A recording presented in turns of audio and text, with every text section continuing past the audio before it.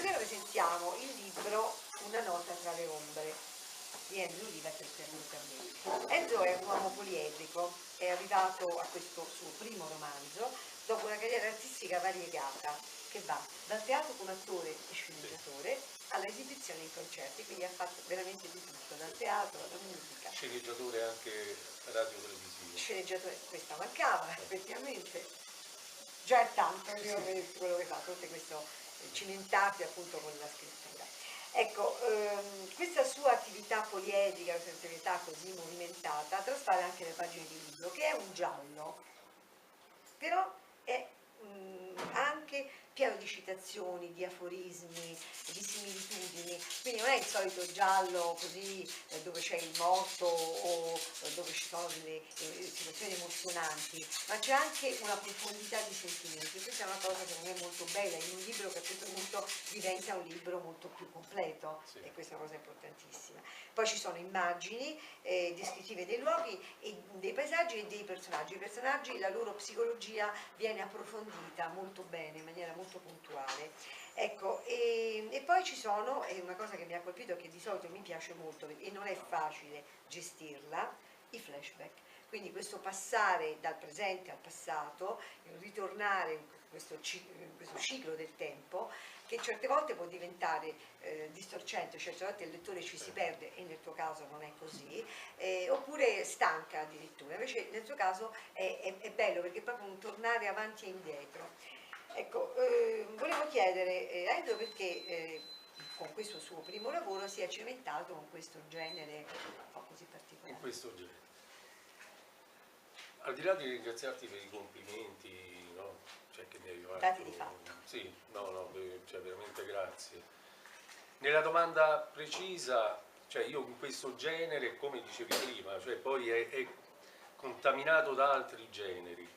In realtà è un pretesto. Per me il raccontare la storia è quello che mi permette di mantenere il filo, ma quello che a me interessa profondamente sono i personaggi che si muovono tra loro, e anche il rispetto, ecco, forse su questo mi avvicino un po' ai noir, quelli classici, l'ambiente, l'atmosfera ne condiziona i movimenti, le scelte, no? Però non solo sul caso, cioè appunto questo romanzo non è il caso, sono dei personaggi che si muovono intorno, è appunto come teatro, no? Parlare del teatro, è un palcoscenico dove dei personaggi si muovono, c'è il filo, insomma, conduttore, con le loro angosce, le loro simpatie, le loro antipatie, sono degli esseri umani profondamente. C'è un commissario che si chiama Tommaso. Ecco, intorno a lui notano un po' tutte le efficienze, quasi fosse proprio il perno della storia, ovviamente. Ecco, la cosa che mi ha colpito moltissimo è che è un uomo sensibile, al punto tale che dice nel romanzo questa frase, c'è scritto, che non era abituato a vedere i morti ammazzati, quindi evidentemente non si era abituato, ogni volta che questa cosa succedeva gli creava uno stato di incertezza, di ansia, uno stato d'animo particolare. Ecco, perché l'hai descritto in questo modo? Perché lo hai reso così umano e peraltro così simpatico? Sì. Per staccarmi un po' dallo stereotipo, l'investigatore, il poliziotto, quello duro, che cammina nella vita, ne ha viste di cotte, è un essere umano. È un essere umano, e vedere una persona uccisa comunque lo disturba. Poi il suo lavoro è indagare, poi il suo lavoro è risolvere il caso, però è profondamente umano.